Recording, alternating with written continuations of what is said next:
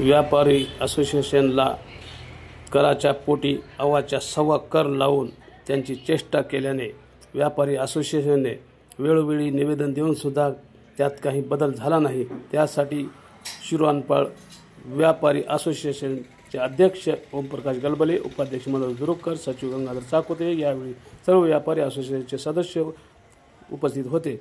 यावेळी नगराध्यक्ष मायावती धुमाळे, गणेश धुमाळे, उपनगराध्यक्ष सुषमाताई मठपती, स्वीकर सदस्य ॲडव्होकेट संभाजीराव पाटील, नगर पंचायत मुख्याधिकारी महाराज यांनी या व्यापाऱ्यांना आश्वासन दिले की पूर्वीप्रमाणे कर आकारण्यात येईल।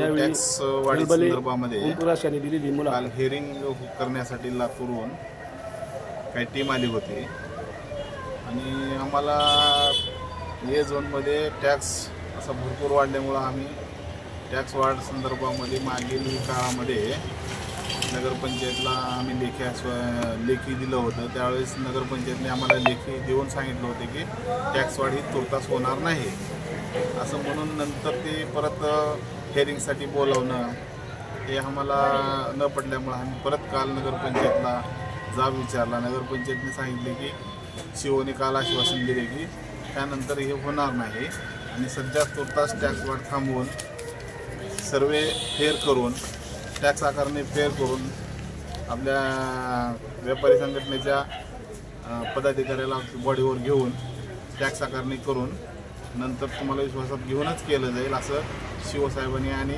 नगराध्यक्षांनी आश्वासन दिले। त्यानंतर मग कार्यक्रम संपला।